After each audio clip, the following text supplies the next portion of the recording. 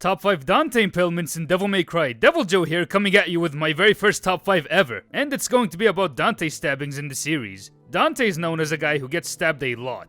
None of them actually kill him, but hey, they just show how much of a badass he is, while some of these impalements serve as a turning point in his own life that comes in the form of self-reflection, along with a new devil trigger.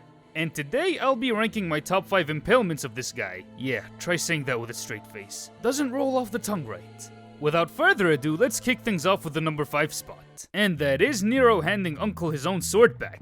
Now, from the start of Devil May Cry 4's opening, Dante was doing a little detective work on the whole Order of the Sword, while keeping tabs on that one kid who looks like a descendant of Sparta. The wacky woohoo pizza warrior follows him to the church, furthering the investigation by trolling the ever-loving shit out of him, probably thinking he's Virgil's son. Dante's getting the upper hand on Nero, overpowering him at every turn, till pulling out one trick up his sleeve. Dante didn't even expect this. The kid punches him out, then proceeds to yank and crucify Dante to his granddad's statue. Dante knows who he is, and Nero is thinking he's dead, but he doesn't know who he's dealing with. Getting better.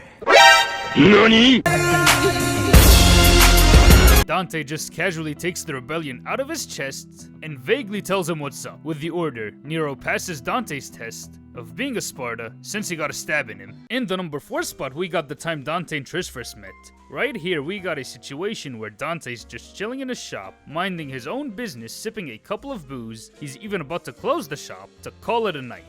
Then all of a sudden, out of nowhere, some blonde broad rams into the shop with a frickin' motorcycle. Now, does the pizza enjoyer spaz out in a fit of rage? Nah, he casually starts bantering, taking her for a ride. Sure, she knows more than she's letting on. Dante keeps on toying with her, taking out his sword, while completely out of left field, she straight up karate chops him straight to the wall, piercing his sword through his chest, zapping him with electricity, chucking the same motorcycle at him, but Dante being Dante, pulls out his twin Colt M19s, ebony and ivory cowboy style, proceeds to laugh at Blondie's attempt to kill him, shoots the damn bike till it explodes, then walks towards the office wrecker with his own sword at his chest, unfazed by the stab wound that's probably a boo-boo to him at this point, till he casually rips it out. Now, what I really like about this entire stabbing is how it acts as an establishing shot to this brand new character that you've never seen before, just because it tells you all what you need to know about Dante without the need of going through too many exposition dumps. Through details like how the Devil May Cry set up, with the pizza boxes and beer bottles lying around, with the heads of dead demons on the wall, implying that he's been doing this for some time now, to how he reacts to the threat presented by Trish, toying with her the entire time. Now, let's be honest here, Dante was taking this entire encounter very lightly. If anything, he was either expecting her to leave at the sight of the sword, or he thought he could easily take her out with just one strike, if there's any serious demonic energy, to then get stabbed, actually showing his cockiness without saying much, conveying it purely through how he interacts with the situation, that even carries through to the actual stab, to walk with the sword in his chest, looking like the freaking Terminator, showing how serious he can get, giving insight to his dark past, is just the cherry on top of this delicious ass cake, telling you who Dante is by showing it. Moving on to the number 3 spot, we got Dante getting a hold of the Alistair. I mean, it won't be a top 5 list of Dante stabbings without me including this iconic DMC moment. Our friendly neighborhood wacky woohoo pizza man is already at Malay Island. He just went through a couple of marionettes in the surrounding hallways, till getting to a wall that has some chick on it, with a sword pierced right through her chest. He figures that he might need a new claymore to help him out, so he can tear Mundus a new one. The sword is like, anyone I stab automatically becomes my bitch. It flies towards Dante's chest, slamming him to the ground. Is he dead? Nah, bruh. He's Dante. To him, a sword to the chest is the same deal as a paper cut. So the dude literally stands up with the blade in his chest. He gets up while the handle is the last thing to leave his body. He grabs the sword to pull a Highlander to summon lightning, getting a few sword katas in. The dude straight up dribbles the sword to his hand like he's Lionel Messi or some shit, putting the damn thing on his backside, making the sword Dante's bitch. You might be asking, my dude, this moment is a truly iconic one. Why is it the number 3 spot? For as much of a kick-ass moment as it is, it just serves as a new weapon unlock cutscene. There's nothing wrong with that, it's just that the other 2 entries move the story forward. Allow me to move on to the number 2 spot, and that's Dante's emo powers back home. Now, this scene slaps for so many different reasons: pre-stab, during stab, and after stab. Let's break them down. Dante just woke up from a month-long nap after being KO'd by Virgil in his hentai tentacle monster form, to end up back at their childhood home. The whole tone is all melancholic till Iago shows up asking Dante what's up. He's thinking back to the time he got stabbed by Virgil with his own sword and how that got him to DT for the first time. He even asks, why the hell did my old man give me the Doom Eternal sword while my bro got the weeb katana? Realizing that big bro probably used some emo seppuku strats of his own to end up as a tentacle monstrosity. Being his eureka moment, emo boy Virgil's pet is like, what the fuck are you on about? The wacky woohoo pizza man ends up having a laugh, saying, you know, I've had many sharp objects straight through my heart. I've become an expert at this point, till boom jabbing himself with his own broken sword, driving it further into his abdomen, absorbing the rebellion and Sparta inside of his own body, unlocking the Sing DT with a new Buster sword to boot. What makes this stabbing one of the greatest in the series is how full circle it brings Dante's own character arc of self-acceptance. Since from the start of DMC lore, he outright hated demonkind, himself included, because of that one night when his mom died right in front of his eyes at the young age of 8, choosing to embrace his human side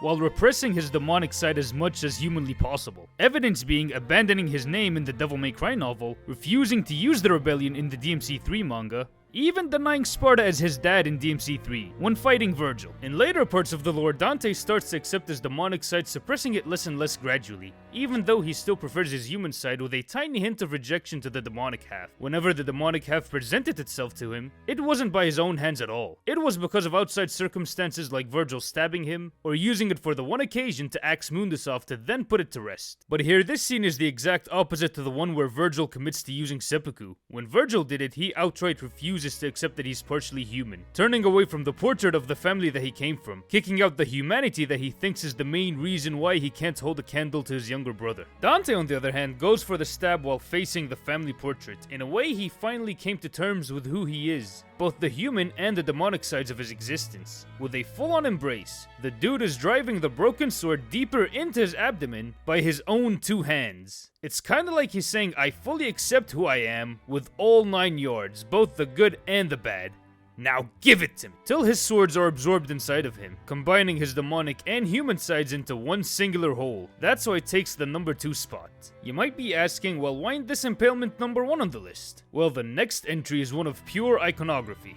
Finally, the number 1 spot goes to Virgil stabbing Dante in DMC3. A young wacky woohoo pizza lad is beefing with a blue motivated lad, and Dante is a tad bit disappointed with how the party turned out. No pizzas, strawberry milkshakes, but Virgil, on the other hand, was pretty eager to see his little bro. Pizza Man is like, the last time we met was about a year ago, and I came all this way for a rematch to that one fight we had in the manga that most people won't read. Boss fight time? Boss fight time. Then after a few boss deaths, followed up by an embarrassing "you're not worthy as my opponent" screen, and Virgil calling you scum, you finally beat the boss for the next cutscene to show both of them still fighting to the death, while the approaching storm is already gaining the upper hand on our subhuman hero, countering everything thrown at him by his younger bro, pinning him down. Virgil's asking Dante, hey, buddy, why you refusing daddy's power? You probably need it more than I do. Dante be like, nah, I got no daddy. I just want to beat your despicable ass till yoink, the rebellion is yeeted from his hand, to then be stabbed by his older brother, while having Smack talked to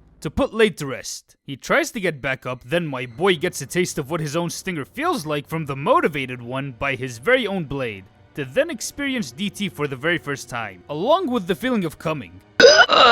Now, this impalement is great for so many different reasons. First off, we have a hot-headed Dante being way in over his head, thinking they could just take down Virgil no problem. I mean, realistically, that's all what he came here to do. Him saving the rest of humanity will be done either way after he takes care of Virgil. And it's back to chowing down on that delicious Italiano pie. But little did he know, Big Bro just straight up clapped him, giving him a brutal-ass wake-up call, letting him know, hey, buddy, you gotta take this whole ordeal more seriously. The dude in the blue coat has a purpose, that's why he clapped your petty ass. His soul is telling him to obtain that sweet power of Sparta. And you're out here not giving a damn about all what's going on other than this whole beef, so obviously you're gonna get shish kebabbed. Let's be honest, the stab has some of the most quotable lines in the entire franchise ever. Foolishness, Dante. I mean, come on, at some point every DMC fan has quoted this line. and this stabbing was the launching point for the rest of Dante's development throughout the entirety of DMC3, and the rest of the series as a whole. With that, we come to the end of the video. What did you guys think of the number 1 spot? And by and large the entire list, let me know in the comments below which impalement is your favorite stabbing that Dante went through. I'd like to thank Setnaro X for making me this kick-ass thumbnail. Be sure to check him out, especially if you're into Bayonetta combos. And I'd like to thank Zesty over at Extreme Gameplays for making the top 5 Kratos deaths video that inspired me to make this list. I recommend checking his video out. So with that being said, I'd like to thank everyone who made it this far into the video, so if you've enjoyed it, be sure to share it with your friends to have this sort of debate. Be sure to drop a like on the video, hit the subscribe button, and turn on notifications to get notified of whenever I drop new reviews and lists like this. By the way, if I get to 1,000 subscribers, I'll actually do Dante's rainstorm trick in real life. So with that being said, this has been me, the Devil Joe, saying I love y'all consensually, signing out.